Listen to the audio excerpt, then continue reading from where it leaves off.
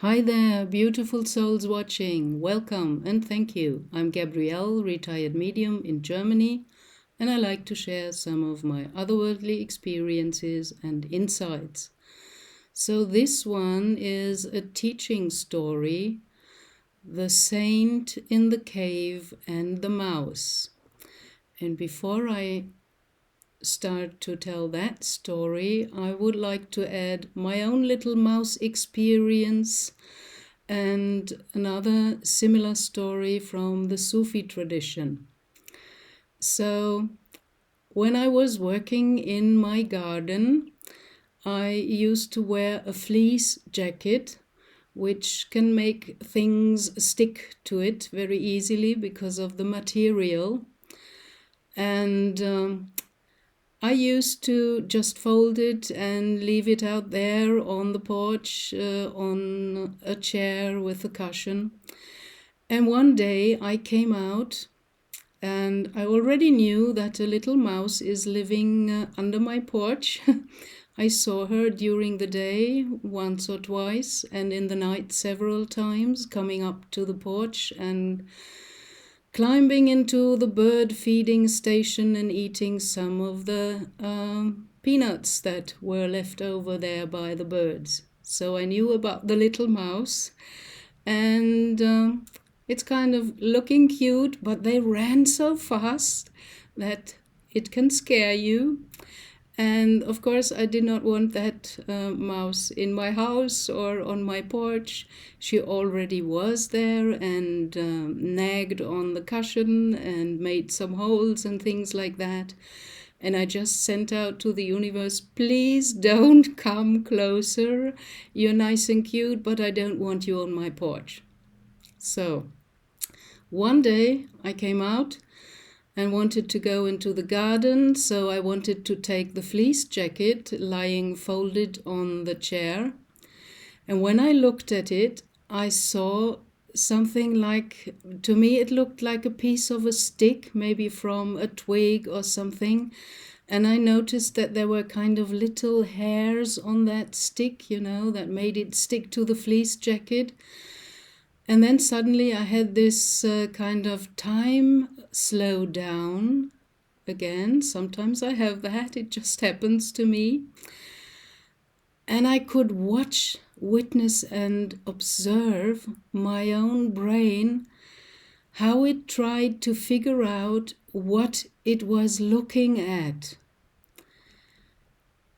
and couldn't make sense of that because it was kind of comparing with other pictures from the past and trying to find a match to that stick thing with little hairs I saw on my fleece jacket. And I wasn't really sure what I was looking at. And when I took up the jacket and wanted to unfold it, suddenly, boom, the little mouse sprang out of there. It had come onto my porch again and tried to find itself a cozy place, nagging on my jacket. And what I was looking at was the tail of the mouse with the little hairs. And because the tail wasn't moving and just was kind of like a straight line, my intellect, my brain, was trying to figure out what it was looking at, and kind of took the wrong image and the wrong interpretation that it was just a twig from the garden that was sticking there, but it was the mouse. The mouse. Isn't that interesting? So I got a very good insight how the intellect is working. I already knew that because I'm curious and I like to learn and to study, and I was looking into texts about how the brain is working and neuroscience and all that stuff. So that was my little mouse experience. The second teaching story that I want to share with you is from the Sufi tradition. It's not directly about a mouse, but it's also very interesting and has kind of the same message, just in other imagery and other words, like the last one that I will share at the end from the Hindu tradition. So there is a man in the Sufi story who wants to find the truth. And so he's going into his room, locking himself up in his room, and tries to go inside and meditate and reach the state of being calm and silent and focus and concentrate on the truth he wanted to find. And then suddenly he heard a knocking on his door. And he was kind of annoyed and did not want to react. And then it knocked again. And kind of unfriendly and disturbed, he answered, "Go away, I'm searching the truth. I'm searching for the truth." And then a voice from beyond his locked door said, "I am the truth you are searching for."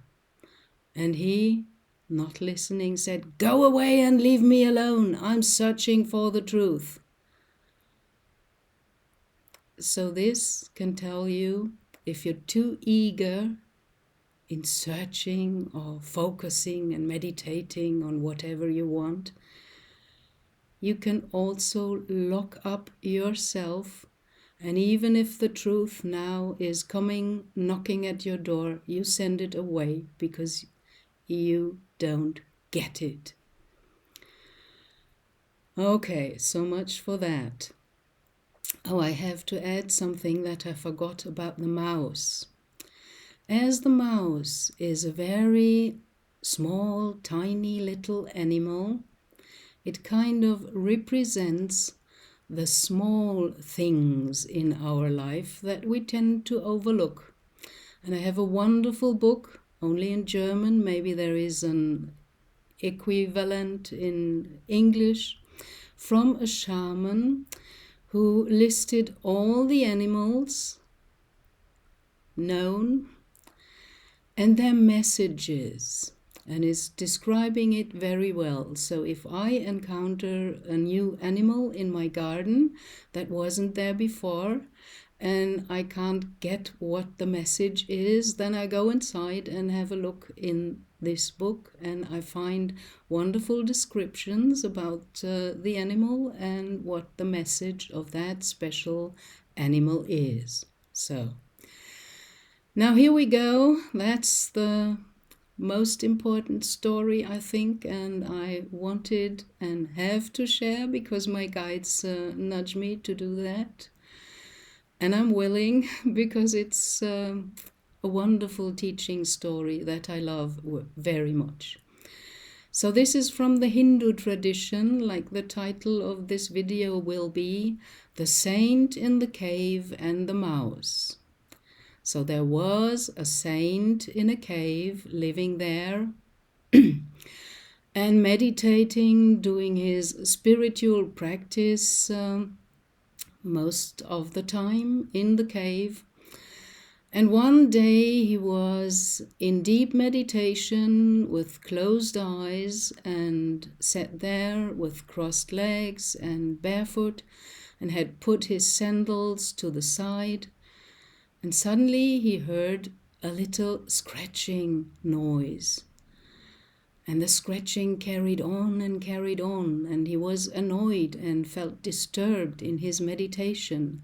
So he opened his eyes, and what he saw was a little mouse nagging and scratching on his leather sandals and trying to eat them because the mouse was hungry. And he looked at the mouse and said, "Go away. You are disturbing my peace and my meditation. I want to become one with the Creator." And the little mouse looked at him and answered, "How can you become one with the Creator if you can't even become one with me?"